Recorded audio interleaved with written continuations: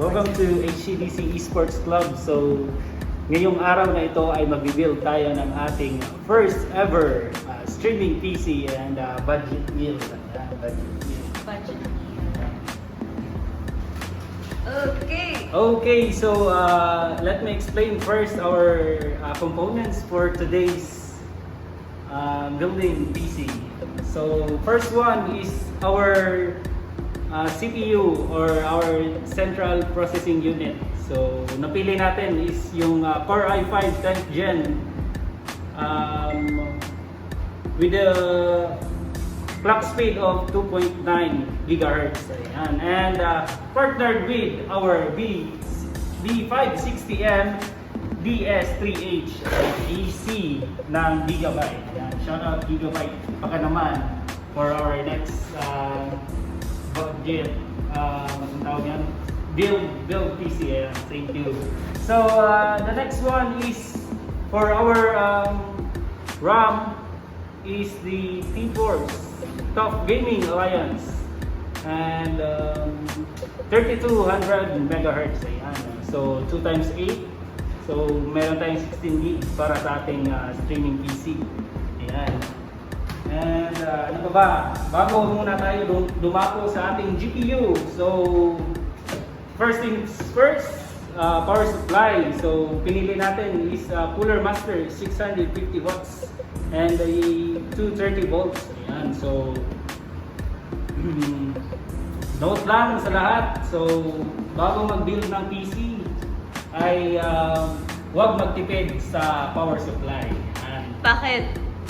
Kasi nandyan yung dyan kumukuha ng energy yung ating system unit. So if ever na may shortage na magaganap is sasabog or probably sasabog yung unit natin. And next thing is the GeForce GTX 1650. Ayan.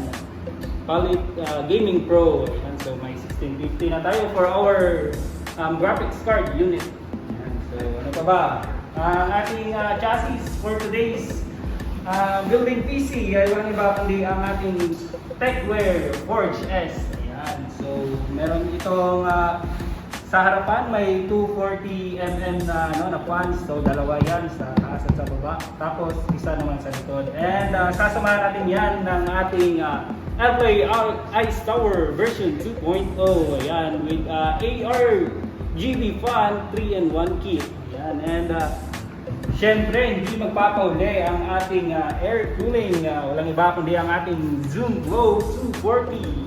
Ayan, 240mm yan guys. So nakikita natin, dalawa yan. And mag-AIO tayo para sa ating build sa araw na ito. And also ang ating monitor ay walang iba kundi ang ating AOC 27 inches gaming 144 Hz and 1 ms.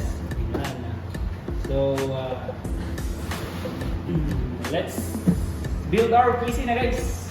Let's go. So bago muna tayo mag-build is kailangan muna natin lumawak ng mga static na mga bagay. And also, bago tayong mag-build is siguraduhin muna natin yung workplace natin is non-static siya para walang aberya. How can we know non-static yung place? So, non-static yan yung yung lugar na walang kuryente na dumadaloy para safe yung ating mga circuits, especially dito sa ating motherboard. Ayan, so let's start. So unahin muna natin i-unbox yung ating motherboard B560M. Ayan, and shoutout pala sa kasama ko sa araw na ito ang ating sister, ang bagong si Kuyong Red. So let's go. Dito na dito Kuya Red.